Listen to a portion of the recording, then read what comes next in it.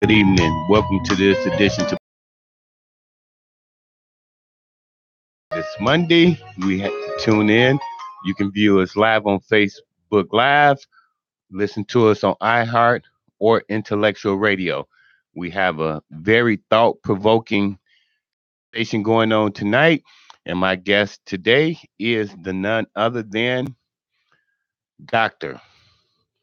Pastor Charles Brown, whom is, and I think I can go this off the cuff, an author, a tenured professor. Not tenured. Okay.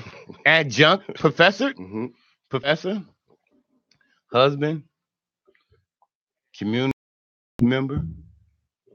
You do a column in the Austin Voice. Austin Voice. Passed on the west side of Chicago. And most importantly, a father and a husband.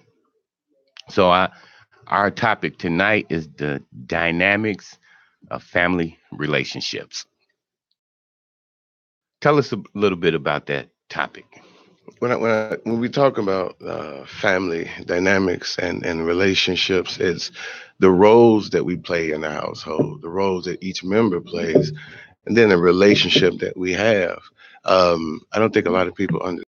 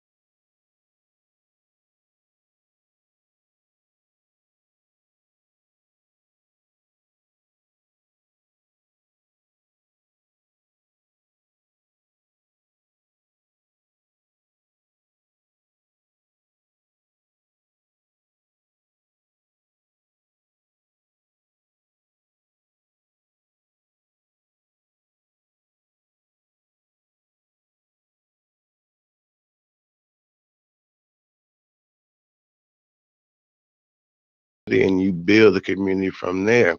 So if you have a dysfunctional family, you tend to have a dysfunctional community because it boils into the community. So yet again, if you have people who, absent fathers, you have sons that they can't pattern themselves after the father. They go out into the streets looking for someone to pattern themselves after. So most likely, especially us young men, we tend to gravitate towards the corner. We tend to gravitate towards, finding where we fit in since we don't know where we belong in the home, in the family. True. So you said the roles are tend to be reversed, and we see that many times within our community, and how many times we got absentee fathers and we got single mothers and we got grandparents raising kids, and we see a lot of destruction within our community. Exactly. So I understand what you're saying, because we see that same destruction within the streets. We see that destruction in the household, and we also see that same destruction within the street. Exactly. What are some of the ways that we can reverse this trend and effectively change our family structure, as well as, and you saying the family is the nucleus of it all. Exactly. So tell us how we can do that. One thing, I know your show is about policies. It's recreating policies, and I think it's defining policies with the family in mind. We don't, as black people, family has always been, the cornerstone, and at the cornerstone of family has always been marriage. When you think about the African culture, they didn't just marry. Two people didn't just marry for love, solely for love. The marriage was a symbol of families coming together, not just the two who are starting the families, but the families that they're coming from, in order to strengthen that quote unquote that village. If you were traditionally, if you were uh, employed as a male, if you were employed and you were of marrying age, you were considered a what they call quasi if you're not married, which is an idiot. Because that's what they say. You are supposed to marry in order to strengthen the village. You're supposed to marry in order to strengthen the family. You're supposed to marry in order to build generations. Um, when we were brought over here in slavery, family was important as well. We think that we think that, or we're taught that during slavery times, it wasn't families, that it was the men on one side and men and women on the other side. Well, actually, it was not like that. It was housed. Men and women had makeshift families, because the children that were born from that family were part of, the property of the master, or the slave owner. So they foster family in order to keep their property. The family was not destroyed until they had to pay debt. So then they would separate the fathers, and but even after that, there are instances where the father would come back. He would get his freedom and he would buy his family, and they would starve these families, even though it was illegal for them to marry. So you saw strong families even after slavery. It wasn't until, say, the 1950s with the migration north, where before that period, that the two family household in the black community was the norm. Mother, father, and it was, the children. That was the norm. It wasn't until they created social policies that were based upon the breadwinner model, where the man of the household, the breadwinner, it was his job to take care of everyone. Well, the problem with that was, at that time, even now, most African American men were either unemployed or they were underemployed. So now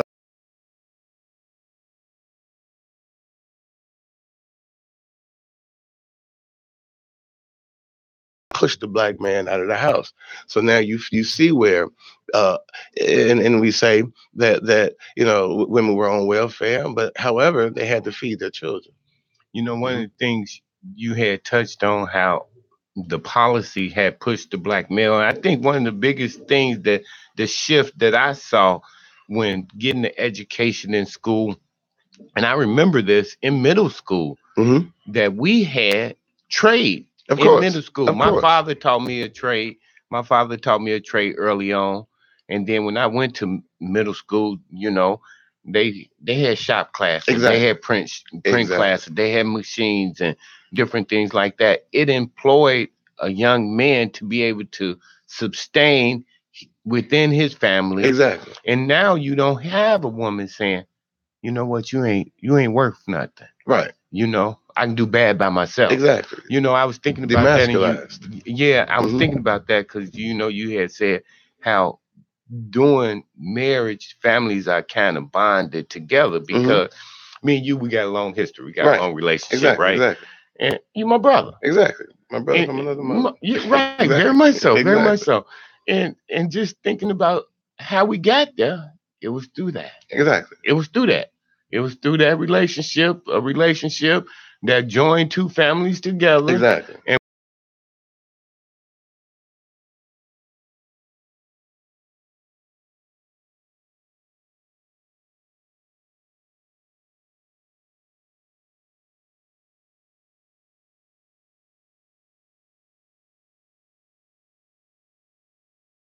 because you said the roles are reversed, and you got mothers that's playing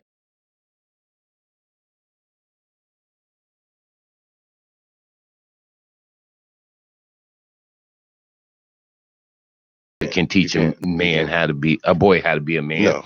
And you got parents trying to be kids, try to be their friend, Ex- children friends. exactly. So how do we get back? What are some of the like five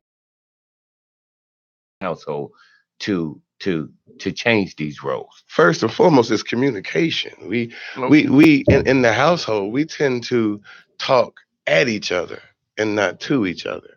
Um, and not being able to communicate literally builds these walls and these bonds or barriers that push each other farther away instead of bringing each other closer together.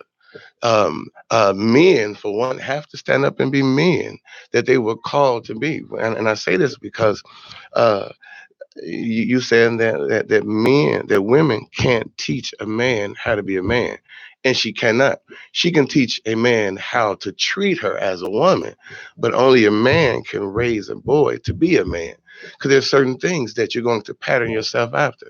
So men have to understand that their role inside of the house is vital.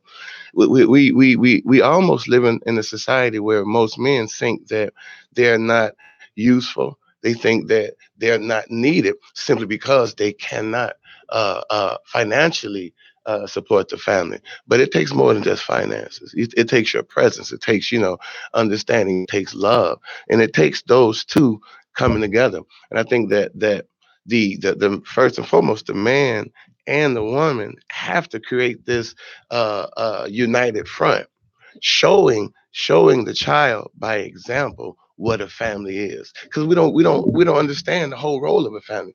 uh, we're together, and I said this earlier, but we're together to meet each other's needs. And I don't know, we say we're in love and da, da, da, and that is true, but the reason why that man is with that woman is he expects her to meet his needs. The reason why the woman is with the man is because she expects him to meet his needs. However, we got to communicate what those needs are in order for those needs to be met. Well, one of the keys is understanding what those needs are, because a Exactly. lot of Exactly. times I don't know what when I was 20 something, I ain't know. I thought I knew what I We don't. wanted. Nah. I thought I knew, but for me, it was about running around trying to put notches. Exactly, and that's what we mean by talking. It takes a man to tell. Growing up, I was told all the wrong stuff.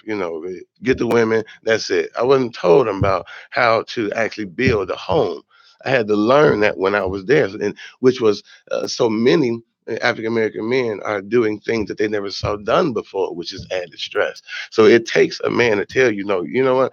Any boy can get a woman, but it takes a man to treat that woman the way she's supposed to be treated, and to raise the children the way they're supposed to be treated. One of the keys. My parents been married for 50 some years, and Exactly. and one of the things that I asked my dad a long time ago, I said, "Man, how you make this work?" Right. Right. Because I had some failures, Right. and I Exactly. say, "How you make Exactly. this work?" Exactly. Exactly. And I think one of the most important things he ever told me, he's like, "Boy, you got to pick your battles. Of You know, course. you ain't got to win each one of them."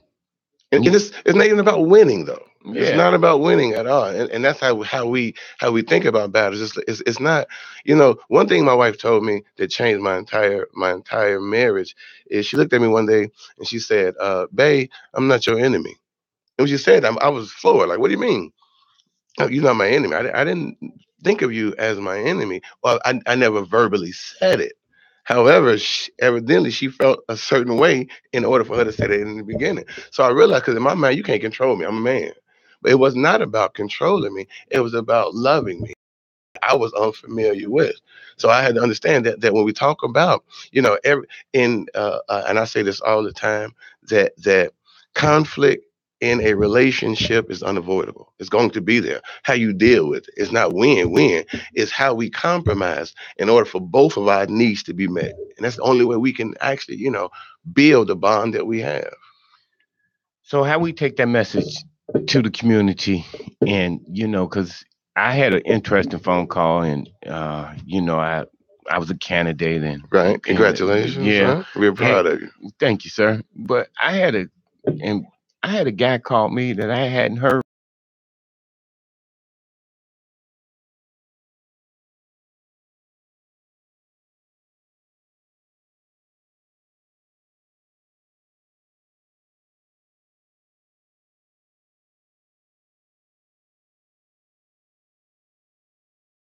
guys ain't never seen a man. Right. When I grew up, it was a man that told me, "Boy, your shoes need."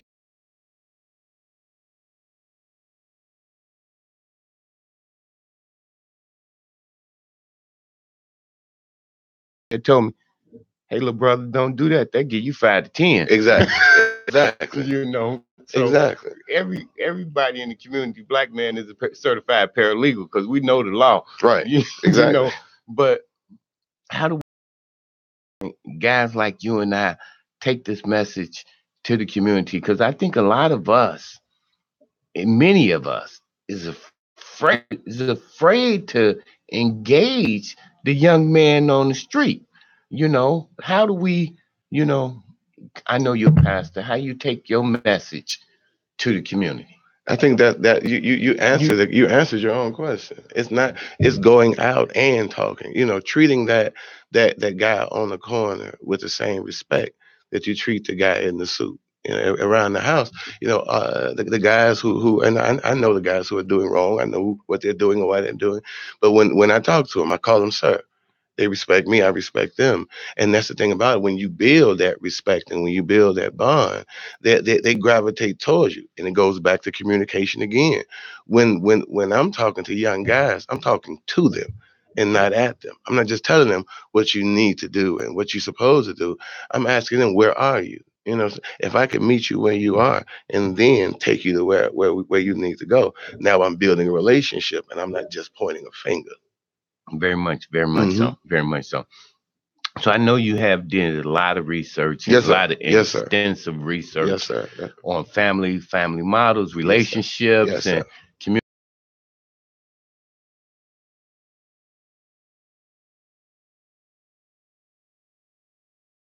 conflicts, and you tug and talk about when you table a conflict for a later time. Because I thought that was key a Oh long yeah. time ago. You remember Right, right, that? right. So for my I have my PhD is in community psychology. And for my dissertation, I studied married couples. That was my focus. And I came up with an approach that we call the REACT approach. And you're referring to the first step, which is ready and willing. If during the midst of a conflict, quote unquote, an argument, if both parties are not ready and willing to resolve the conflict, then one person is going to feel like I'm being forced to do it. And if I'm being forced to do it, I'm going to put barriers up. I'm going to put walls up because I don't really want to do this. And you're making me do something that I don't want to do. And in my mind, I'm thinking, you're making me do something that I don't want to do again. You know what I mean? So now it's like you're not respecting my wishes. So the first step is I have to be ready and willing. And if both people are not willing and willing, I have to say, you know what? Let's not talk about this right now. Now, if I say, let's not talk about this right now, then the other person is in their right to say, when we're going to talk about it. And if I tell you, let's talk about it in an hour. Let's talk about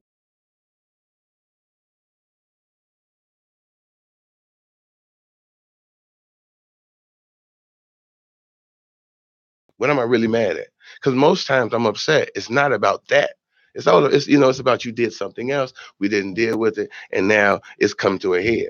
So now I talk about, during that time when I'm really willing, I find out what's the problem, what's the issue, so we can deal with not just what's on the surface, but what's at the root.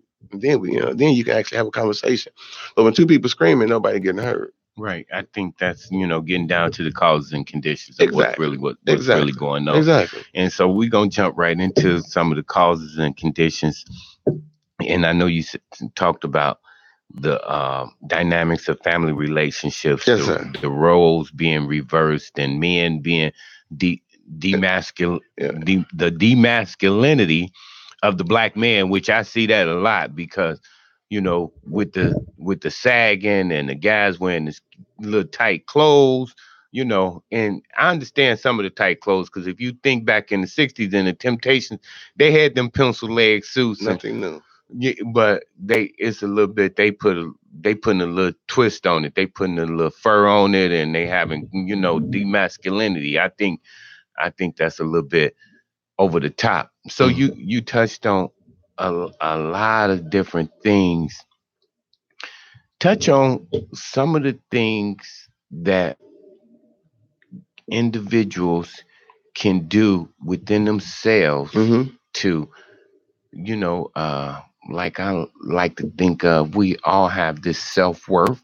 Mm-hmm. Have guys out there build that self worth and be able to strengthen themselves, and then they can strengthen their communities because they can take their message a little bit further.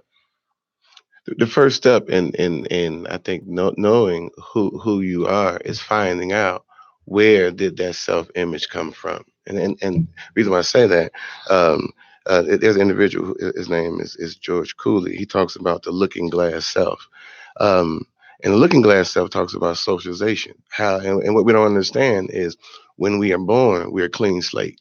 We have no idea of identity. So it's being going. I got to go back to the family. It's being within that family unit is where we get our identity from. So how I look at myself, if I say I'm too short,